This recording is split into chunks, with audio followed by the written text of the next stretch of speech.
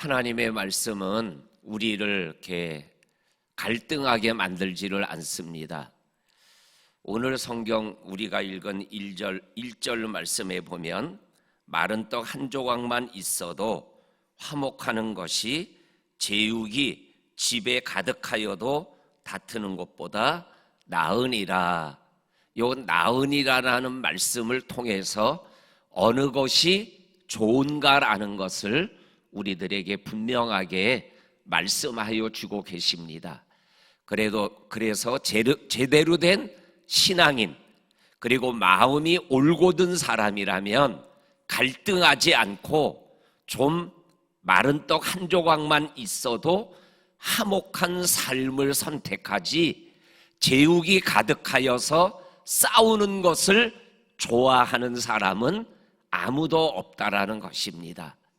이거를 또 다른 말씀으로 표현하면 화목한 가정과 다투는 가정, 이 화목과 다툼의 기준이 우리가 소중하다고 생각하는 돈이 많냐 적냐가 화목과 다툼을 결정하는 기준이 되어지면 안 되고 기준이 되어질 수도 없다라고 말씀하고 계셔요. 좀 불편하고 좀 힘든 거는 있을 수 있을지는 모르지만은 절대로 화목과 다툼의 기준은 돈이 될 수 없고 돈이 되게 해서도 안 되고, 그리고 돈이 될 수 있다라는 마음을 가져서도 아니 된다라고 오늘 성경은 우리에게 분명하게 말씀하여 주고 계십니다.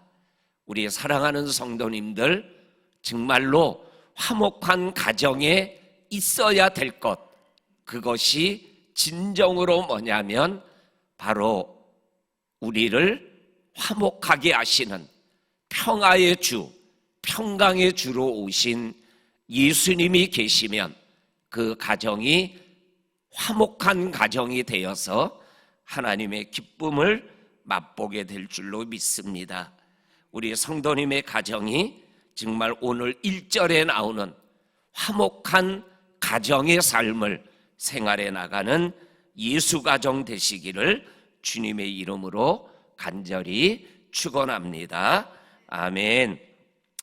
그리고 2절 말씀해 보면 슬기로운 종은 부끄러운 짓을 하는 주인의 아들을 다스리겠고 또 형제들 중에서 유업을 나누어 얻으리라.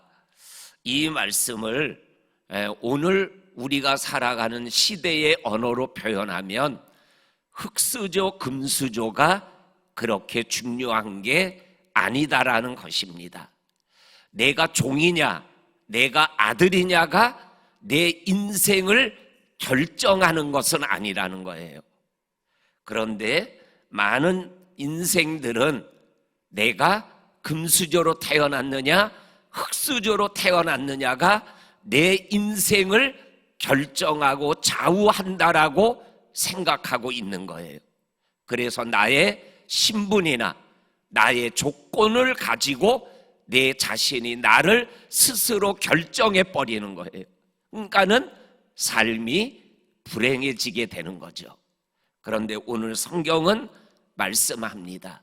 종이라도 하나님 앞에서 슬기롭게 지혜롭게 살아가면 어리석은 아들보다 더 귀하게 대접받을 수 있는 것이 하나님이 만들어가는 세상의 모습이라고 말씀하여 주고 계십니다.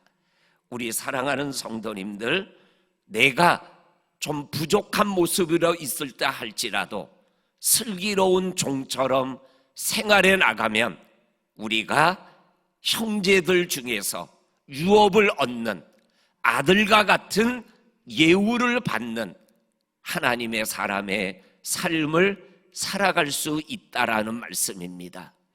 그래서 이 2절에 나오는 말씀과 조금 연결된 성경적 이야기가 뭐냐면, 성경을 기록하고 있던 시대에는 마다들이 최고입니다. 그래서 에서와 야곱이 태어날 때부터 발꿈치를 잡고 내가 먼저 나오겠다, 아니야 내가 먼저 나올래, 그리고 싸웠다라는 거예요. 왜냐하면 먼저 태어나는 게 그 다음에 태어난 것과는 천지 차이이기 때문에. 그런데 성경에서는 맏아들만 하나님이 사용하고 있지 않으시더라고요. 12아들 중에 그 가문을 살린 아들은 누구예요? 맏아들이 아니라 11번째 아들 요셉이었어요. 그리고 이스라엘의 민족 통일을 이루었던 왕은 누구예요? 이새의 첫 번째 아들이 아니라 막내 아들이었어요. 사무엘이 온다라는 얘기를 듣고 모든 아들을 불러 모을 때 아버지 눈에는 안 와도 될 정도의 아들.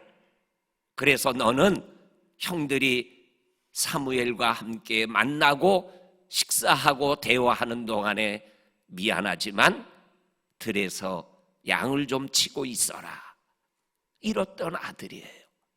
그런데 하나님이 그 아들을 기름 부어 주시는 거예요. 우리가 믿는 하나님은 그러한 하나님이시라는 거예요. 그래서 내 모습이, 내 상황이 어떠하냐, 이게 중요한 게 아니라는 거죠. 하나님 앞에서 내가 어떻게 살아가는 거냐, 이것이 중요합니다. 이렇게 오늘 2절은 우리에게 말씀하여 주고 계십니다.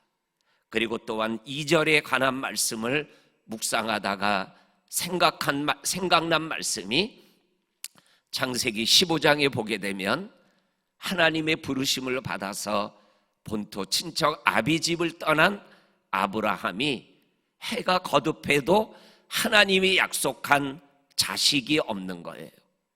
그래서 어느 날 자기에게 찾아온 하나님에게 아브라함이 뭐라 그래요?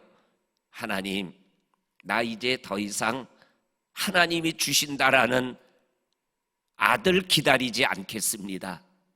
내 종 엘리에셀을 내 후사로 삼으려고 합니다.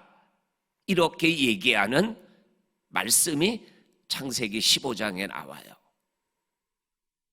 이 엘리에셀이라는 종, 자식이 없는 집에 아들 같은 인정을 받아서 아브라함의 유업을 다 물려받을 수 있을 만큼의 삶을 살았다라는 거예요.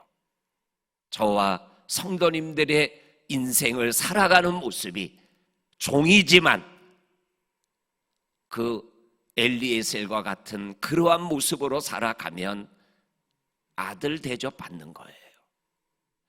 우리 성도님들 그러한 마음으로 우리 인생을 생활해 나갈 수 있는 저와 성도님들이 될 수 있기를 주님의 이름으로 축원합니다. 아멘. 그리고 세 번째로 3절 말씀은 우리가 다 잘 아는 말씀이죠. 우리 한번 같이 읽어보겠습니다. 시작.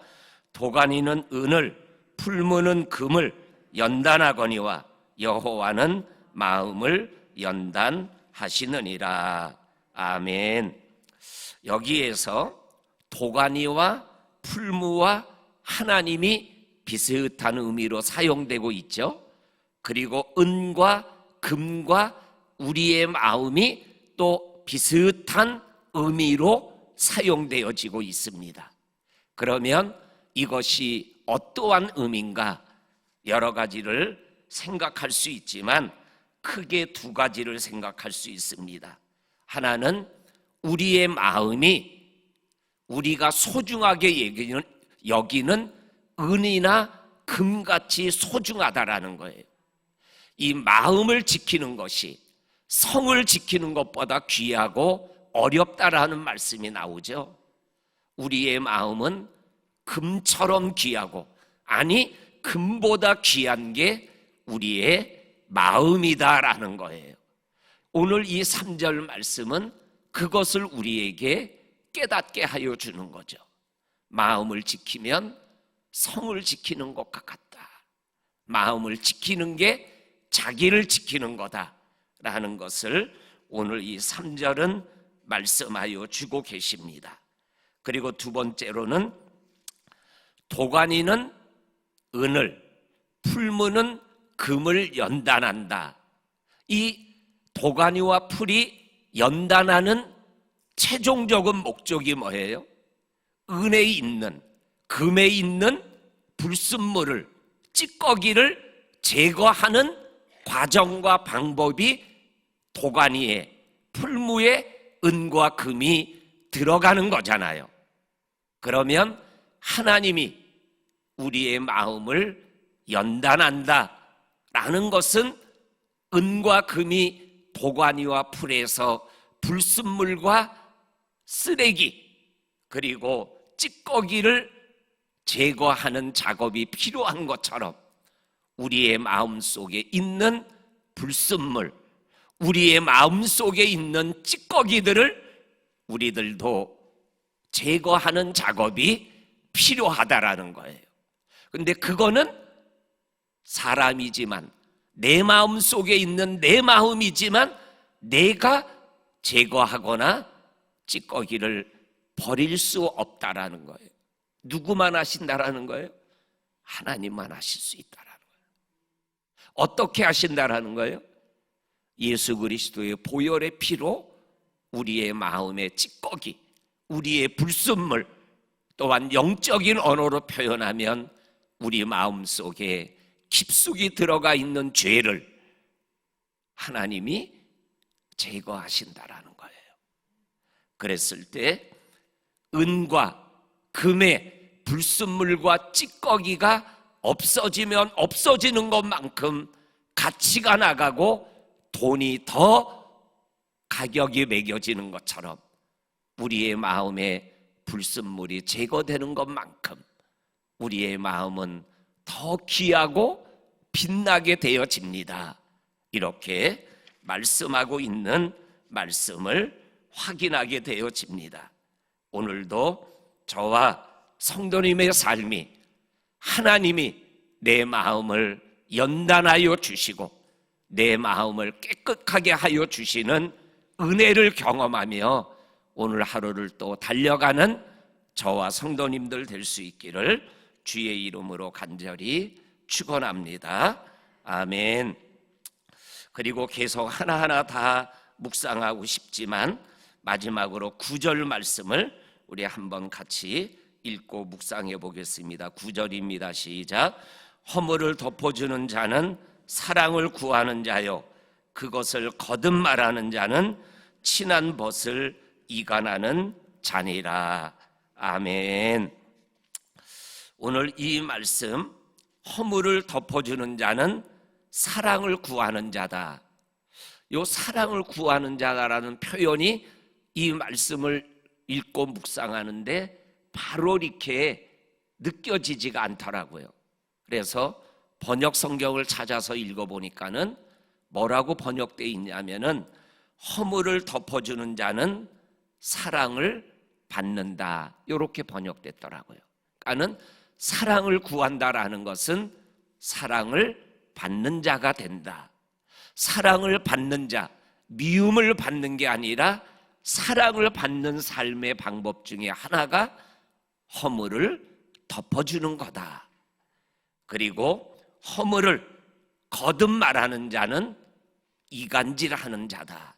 이렇게 말씀하여 주면서 이 말씀을 묵상할 때 우리 지난 주일날 창세기 9장에 나오는 노아와 새 아들이라는 제목으로 말씀을 나누었던, 농사를 짓고 포도 농사를 통해서 포도주를 마시고 취해서 벌거벗고 누워있는 아버지의 허물을 덮지 않고 말했던 가나안의 아버지 함과 그것을 덮어주며 뒷걸음질 치고 보지도 아니하려고 했던 셈과 야벳의 축복의 모습, 그리고 가나안의 저주의 모습을 우리가 지난주에 말씀으로 함께 나누었습니다. 그 사건이 오늘 우리가 읽은 9절 말씀, 잠언 17장 9절에 있는 말씀과 똑같이 연결되어 있는 말씀이죠. 우리 성도님들 허물을 덮어주는 예수 닮은 그러한 믿음의 사람으로 오늘도 생활해 나가며 정말로 자식의 허물, 우리 부부의 허물, 그리고 내 주변에 살아가는 사람들의 허물, 그러한 허물을 덮어줄 때 하나님께서 우리들을 사랑해 주시고 우리들을 품어주시는 은혜 가운데 달려가게 될 줄로 믿습니다. 오늘 하루 이 말씀이 기도의 제목이 되어 순간순간 달려가는 저와 성도님들 되기를 주의 이름으로 축원합니다. 아멘. 하나님 아버지 감사합니다. 오늘도 잠언 17장에 나오는 말씀을 통해서 화목한 가정이 되고, 그리고 내가 은수저나 금수저냐 흙수저냐의 문제를 따지며 바보 같은 인생을 살아가지 않고 슬기로운 종처럼 하나님 앞에 살아가며 하나님의 유업을 받아 누리는 멋들어진 인생을 살아가는 우리들이 되게 하여 주옵시고, 그리고 도가니가 은을, 그리고 풀무가 은을 연단하는 것처럼 하나님이 내 마음을 연단할 때 아멘 하며 받아들여 내 마음이 금처럼 순수하고 그리고 빛나는 삶을 생활해 나가는 우리들이 되게 하여 주옵소서. 허물 있는 우리들을 주님의 보혈로 덮어주신 하나님 사랑, 예수 사랑을 기억하며 우리도 덮어주고 사랑 나누고 사랑받는 인생길 되게 하여 주옵소서. 오늘도 주의 전에 나와 기도하는 성도들 한 분 한 분을 사랑하시는 예수님의 이름으로 기도하옵나이다. 아멘.